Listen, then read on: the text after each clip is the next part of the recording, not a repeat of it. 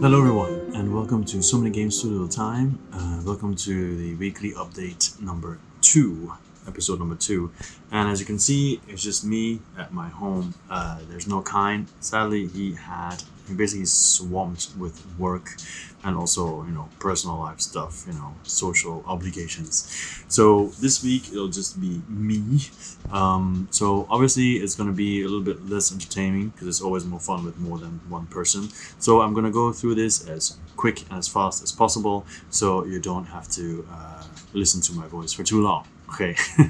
All right. So this will be shorter, not an hour and 17 as before. You can already see, of course, how long it is, but whatever. All right. So first, I'm going to talk about what games I have played the last week, which will be very short. There's only 4 of them. The first one being Kabuto Sumo. Okay, this one. A really cool game. It's like if you've ever been to the arcade and you have these machines where you put coins in and they fall down on this platform that goes back and forth, and then it pushes off other coins, that pushes off other coins, and then they fall down, you get them, put more coins in, stuff like that, right? That is basically Kabuto Sumo.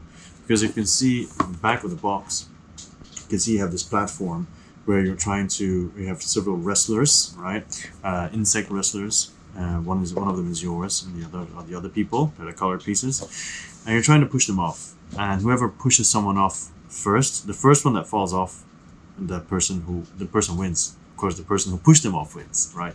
So you don't need to push off everyone. It's not last person standing, which is what we thought in the beginning. That made the games pretty long. But no, just whoever pushes someone off, they win.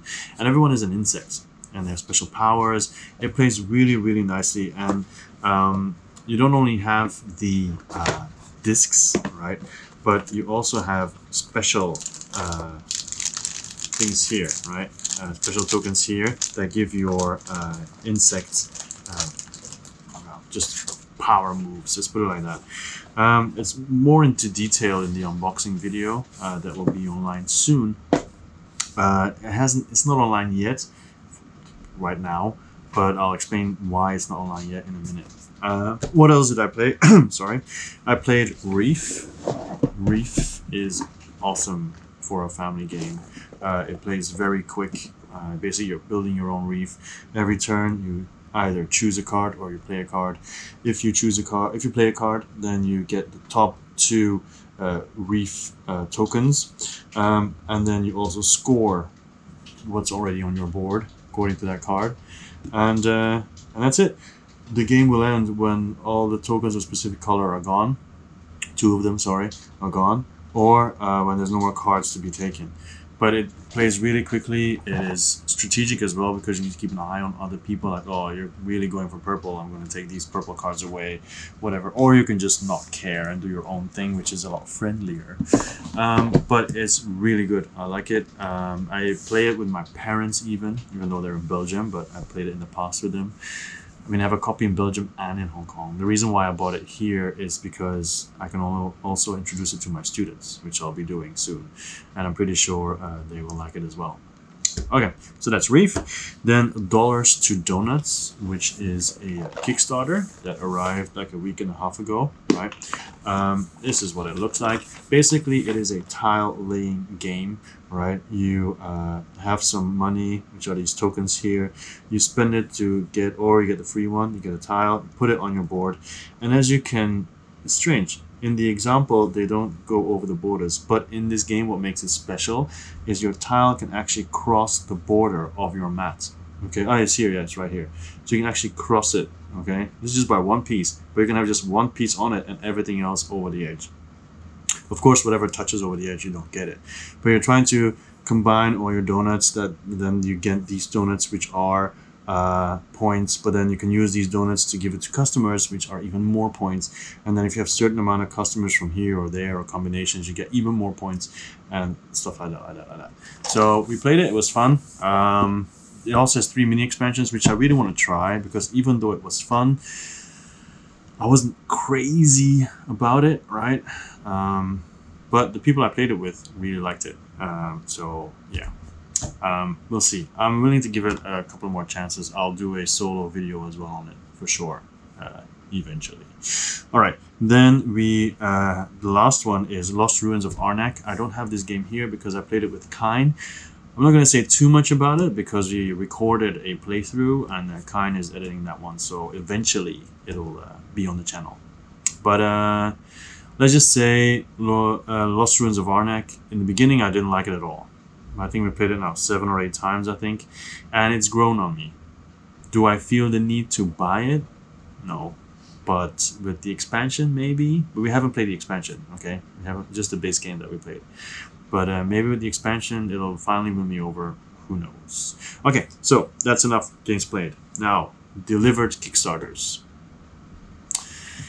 There's only one that delivered, and that is the Elemental Pack of Euthia. Because if you've watched the unboxing of Euthia, I had everything except for the Elemental Pack. Somehow I didn't add it to the pledge. And I contacted them, and then they were super nice, and they said, okay, we still have something here in the warehouse, and we'll give you a discount. And I said, no discount, just, full price. It's pandemic, it's bad for everyone. I'll just get it anyway. And it's finally arrived. I made a video about it, so I'll be releasing that soon enough as well. And now I have everything, so now I'm happy. No other Kickstarters were delivered. Maybe next week, we'll see. All right. Because the ones that are actually soon to be delivered, which is, I guess, ties into this, is Project El Finesse, the expansion, and the big box. Now, the expansion, Finesse doesn't really look that special, to be honest. To me, it's more about the big box, because all the pieces in the original box is really, really tight, as in not really nice. So I hope the big box will make it all a lot better. What else is upcoming is Into Deep. That is coming. Hopefully I'll be able to show it next week. Really looking forward to that one. That looks really nice. Yeah, okay. And then also Valeria Card Kingdom's Darksworn. I have, I think, almost everything for Valeria Card Kingdoms. Just a beer and pretzel game, basically. You hire people. They all have a number from 1 to 9, and then you roll a die. And then, 1 to 12, and then you roll 2 dice, and then the result of those dice, those people get activated. So if you have a 5 and a 4, number 4 gets activated, number 5 and number 9 gets activated. So in the beginning you only have like 4 people, but then you can hire people, and you have to, get resources and complete missions, whatever, attack monsters. And Darksworn just builds on all that. Adds some special modules. But yeah, really interested in that as well. But once again, if it arrives, I'll go over it. Those are the 3 that I expect to be arriving before next Wednesday, but you never know. All right, so next that I'm going to talk about is delivered games. Yeah, 2 games were delivered in the last week. Well, 1 game and 1 expansion. One is Mountain Goats. As you can see, it's still in plastic, so I have not unboxed it yet. It's by boardgametables.com, right? And it's just a very straightforward game. It's just 2 to 5 players, 20 minutes. You have a bunch of goats, and you play cards to have them move up the mountain. But then if you're on top of the mountain, you score points. But then if someone knocks you off, you have to go all the way back to the bottom and then spend cards again to try to get up. So the point is to be able to get to the top when there's no one behind you or not close behind you, because then every round you'll score points until they knock you off. But then there's like 4 or 5 mountains, so yeah. Should be good. Once again, bought it primarily for my students. It says here 2 to 4 players, and here it says 2 to 5 players. Anyway, something for the unboxing to point out. All right, so that's Mountain Goats, and also I bought the Kabuto Sumo expansion, Insect All-Stars, which adds 8 more insects with a bunch of tiles. But once again, you'll see that in the unboxing of Kabuto Sumo, which is why I haven't released it yet, because I was waiting for this to add to the unboxing. I wanted to kickstart it way back, but it got cut back then, and I regretted it, to be honest, because it's really good. Okay, and then that's done. What else? The videos that we have released the last week is the unboxing of Ayla and something shiny is over there. I think you can see it. And I actually just made a playthrough of that as well, so that will be coming soon. And the Dollars to Donuts unboxing is now online, and the Role Player Adventures, which is over here, I think you can see that too. The first episode, the first story has been done for that as well. Looking forward to doing more of those as well down the line. There's so much I have to do. All right, and then upcoming videos. Like I said, the unboxings. We have Kabuto Sumo unboxing. We have the Goats unboxing. We have Reef unboxing. Tiny Ninjas unboxing. I'm really excited about this. It's so pretty. Under Falling Skies unboxing. It's also somewhere behind me. I think I'm sitting in front of it. Yeah, so those are the videos that are upcoming. The Ayla playthrough video. I really want to play Euthia. I'm hoping Friday, because there's a possibility it's a long game. So yeah, I really need to focus on that and really carve out some time. All right, then and a playthrough video of Kabuto Sumo as well. And there's a bit of a problem with that video because we started filming like this and also top down. The top down, no problem. But this one, apparently the card was really full, even though it didn't say. So it only recorded 7 minutes. So we have the intro of people's faces, and then after that, just the board, just the table. So I'll see what I do with that. All right, and then okay, so that's all done. Then what Kickstarters are interesting or am I backing at the moment and everything? Kickstarters and GameFound. I'll start with GameFound. So Too Many Bones. I might end up doing it anyway because it would fill up my trove chest here, which is why you get the trove chest, right? Just to get everything. Yeah, so that's one of the goals that I might be going for. But then, of course, it's my birthday month, so that helps. But it's quite a chunk of change, so it might affect the other titles that I'm going to talk about now. So I'm not going to talk much about Beast because we talked about that last week. It funds today though, so it's probably a lock. It finishes today. Bardwood Grove, talked about that last week, from the same people as where is it? Not The Captain is Dead, but behind it, Merchant's Cove, right? I regretted not backing Merchant's Cove in the past, and I don't know. I feel like I should give them benefit of the doubt now, but we'll see. I have Steam Up, A Feast of Dim Sum. It just looks awesome. I mean, I live in Hong Kong. We eat dim sum. I wouldn't say regularly, but enough. Just the way it looks, and you can turn it around, and the presentation is out of this world. It's really nice. It reminds me of chai, right? Also looks really beautiful. I just hope the company's better.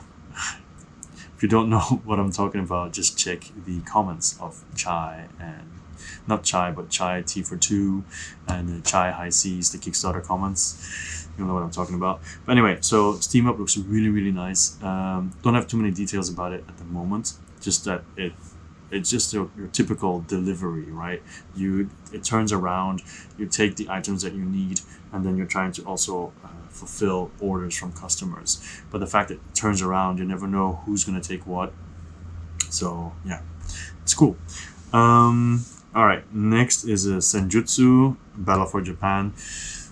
I'm leaning towards a no at the moment. It looks nice, but I'm afraid it might be too light. It's also one of those games that it seems like you have to play a lot to get a handle on, because it's deck building and all that kind of stuff. And yeah, I'm not sure. I mean, the solo campaign probably is nice, and you have some preset decks, but I've read some comments as well, people saying about it. You can have a whole turn where somebody moves, and then you move, and you swing, and you're just cutting air. Nothing is happening. So it really depends on how your deck is set, right? How you've decided how you're going to create your deck and everything. So yeah, I don't know. I'm doubting, especially once again, price point and everything. The miniatures are nice, and I used to paint a lot, but my painting has gone down so much. So the miniature hype for me personally is not as high anymore. But anyway, we'll get back to that next week, I'm sure. I don't think it finishes by then. Actually, I can just quickly check. Senjutsu, 16 days. Yeah, so I'll probably get back to it next week with Kine. Marvel Dice Throne. It was an instant back. I think I'm in number 430 something, whatever. And I like the characters. It's fine. I should say it. I'm excited by it, but I'm also a little bit, I can't say annoyed. I expected a little bit more, and I was actually hoping that their battle chest would be smaller. Now, I don't think I have one here anymore. And no. And one is kind of behind other stuff. So they're both at school, I think. But with the battle chest, it's big. Like 2 battle chests take 1 calyx. So basically, Marvel Dice Throne is season 3 of Dice Throne. Okay, it's like exactly the same thing as normal Dice Throne, except they have different powers and they look different. But the game itself is the same. Even they say it's not a reskin, and technically it's true because all the heroes have different powers, and their heroes are not generic fantasy characters. That's all true, but in the end it's just phase 3, right? It's the same setup, but it's also big, so I'm already looking forward to the next one, which then would be phase 4. But then you have 2 calyx spaces just for those boxes, and then you have DTA adventures, like Dungeon Throne Adventures, which takes half of another calyx. So if they release a Marvel Adventures, that's 3 calyx spaces just for Dice Throne.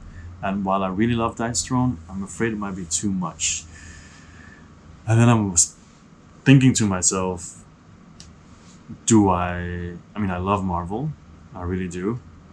But what is more special? Like playing the Artificer against the Tree Ants, or playing, well, Tree Ants is a bad example because basically Groot, right? So let's say Artificer versus the Pyromaniac.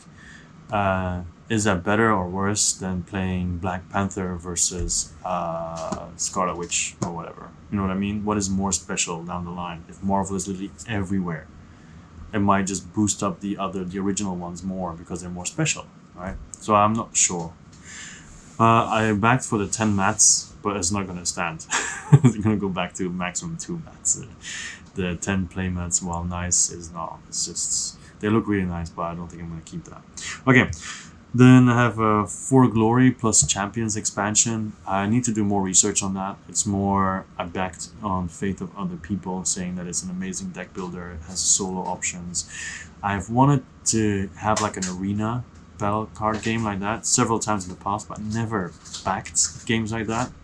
So it's on my list of things that I actually want. So, all right, then we have like 5 left. Power Plants looks really nice. Is another family type game that I think could be played with my students, with people who only have like half an hour, 40 minutes. Looks great. Has all these nice tiles. But yeah, and then of course as the campaign is its money is increasing, they're unlocking more and more and more different plants. It's a bit like Kabuto Somo with all the different insects, right?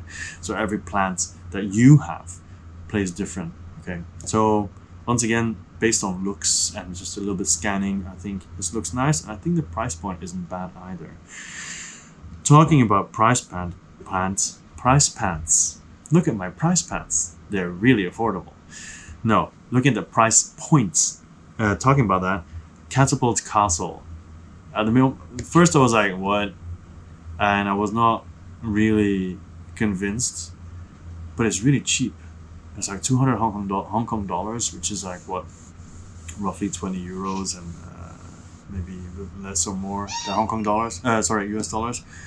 But it looks kind of fun, you know, and like a party style kind of thing, silly fun kind of stuff. So yeah, if it's that cheap and Hong Kong shipping is really low, it might squeak through. We'll see. Next up, Hanamikoji. Just get it. It's an amazing game. It's really, really, really good.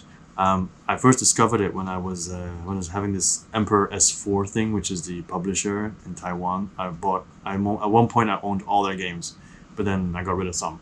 But Hanamikoji will be in my collection forever. It is really good. The art is nice, even though they changed it, but there's an option of getting the original art as well, like a bonus pack. Get it for sure. I don't know what they did with the expansions, but honestly, I don't care, because the base game itself is already so good. The expansions might even make it better, right?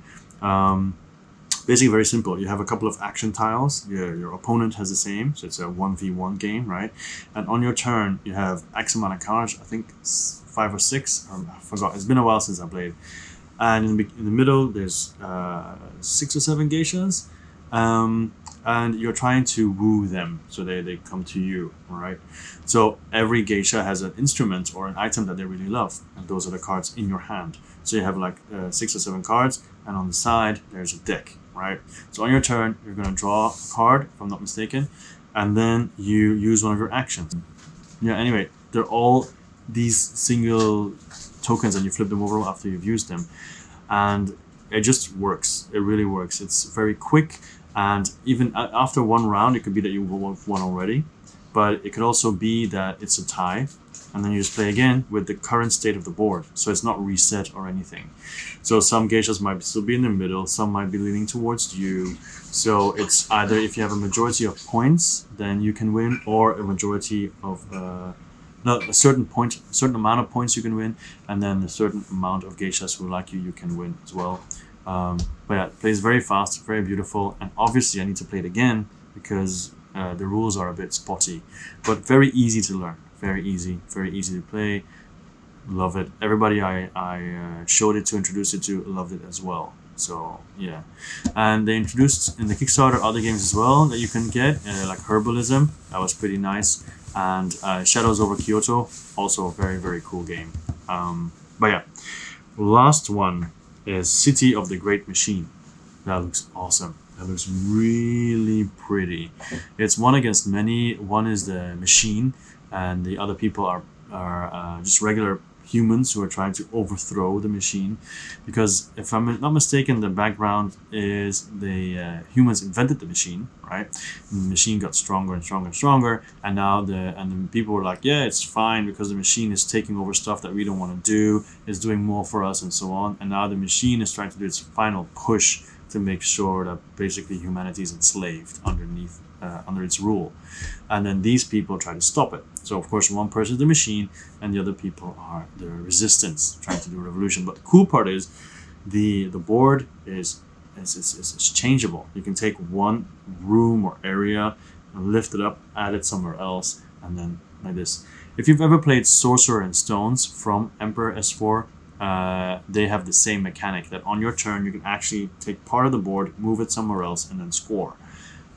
Same thing with the City of the Great Machine. You can move it around and then do actions there as well, and basically manipulate the board to your liking. So it would be a normal reaction to be like, how many games are you backing? Yeah, at the moment, a lot. But every time we reach like 2-3 days before it actually bills you, I look at it again and I think, compared to what I'm already spending, do I want this or not? And then stuff gets cut. Okay, so as I said in the previous updates, the cutting thing is real. So I'm sure by next week already a bunch of these might already have been cut, or new stuff might have been added, or whatever. But that's for next week. This is actually the end already. Next week Karen will join me again, and then we'll have some more of the fun segments as well. It's not much fun if I do it by myself. So, and also about the challenge that I'm supposed to do, the no breathing challenge, right? That's definitely coming. I haven't recorded it yet. I still have to decide which one I'm gonna do. Maybe it'll be Yokai, Night of 100 Yokai. We'll see. And then the giveaway that you might have been waiting for, that's also postponed for next week when Kine is around. But we already know what we're going to do, and I think it's pretty unique. And I dare say everyone will love it. So, we'll see. Anyway, I was Joachim, have been Joachim, will always be Joachim until I die. Anyway, that's it. So many games, so little time. I hope you had a good time, and I'll see you next time. That was too many times. Bye-bye.